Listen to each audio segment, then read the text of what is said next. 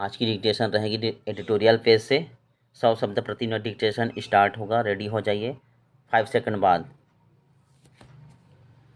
Start. नदियाँ जीवन दायिनी हैं, मगर अत्यधिक बारिश के बाद भी शीत ऋतु के दौरान ही नदियों का सूख जाना भविष्य में नदियों के समाप्त हो जाने का पूर्व संकेत है।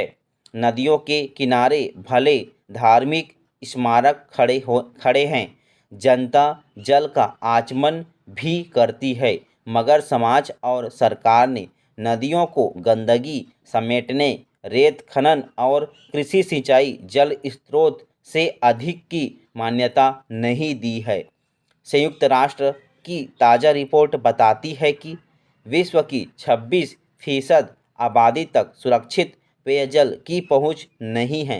पूरे विश्व के सामने जलवायु परिवर्तन से पर्यावरण को बचाना और मानवाधिकार के रूप में आबादी को शुद्ध पेयजल उपलब्ध कराना एक बड़ी चुनौती है। इस रिपोर्ट पर भारत को गंभीर चिंतन मनन करने की ज़रूरत है।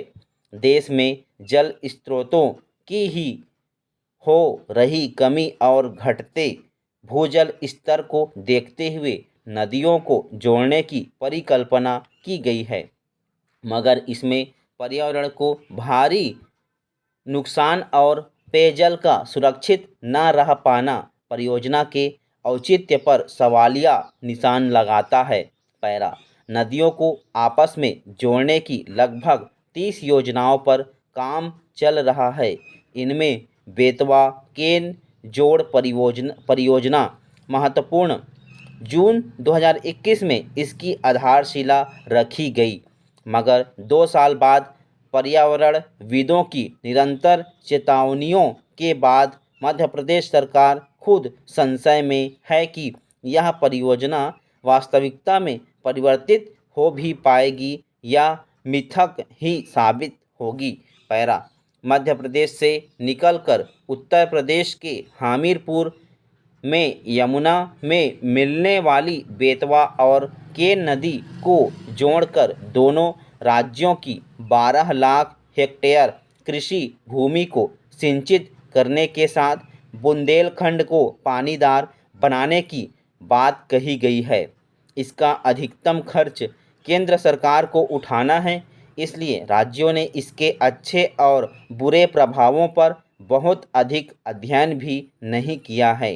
पैरा। देश की 38 नदियाँ सर्वाधिक प्रदूषित मानी गई हैं। उनके पानी में प्रदूषण का स्तर बहुत अधिक है। बेतवा नदी में भी उनमें शामिल हैं। भोपाल के नज़दीक रायसेन जिले के छोटे से गांव झिरी की विंध्य पहाड़ियों से निकली बेतवा अपने उद्गम स्थल से चंद किलोमीटर की दूरी पर ही गंदे नाले में तब्दील हो जाती है। नदी के उद्गम के पास स्थापित मंडी द्वीप औद्योगिक परिसर से इतना अधिक रासायनिक कचरा बेतवा में डाला जा रहा है कि अपने पहले ही पड़ाव विदिशा पर यह नदी एक गंदे नाले में बदल जाती है। विदिशा नगर पालिका 6 अलग अलग नालों के जरिए बगैर शोधन किए गंदगी इसमें मिलाती है, जिससे नदी में घुलनशील कार्बन डाइऑक्साइड की मात्रा अपने खतरनाक स्तर को पार कर चुकी है। उद्गम से कुछ ही किलोमीटर की दूरी पर बेतवा जल का पीएच मान 6.5 के तय मानक से बहुत अधिक 9.03 हो चुका है।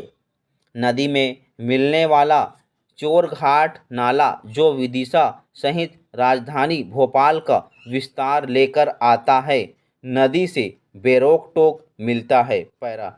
कारखानों के खतरनाक रसायनों और त्योहारों के दौरान मूर्ति विसर्जन से नदी में जलचरों का जीवन भी समाप्त हो चुका है। नदी के प्रवाह क्षेत्र में प्रत्येक 10-20 किलोमीटर की दूरी पर निस्तार की गंदगी को समेटती यह नदी आगे बढ़ती जहरीली बनती जाती है।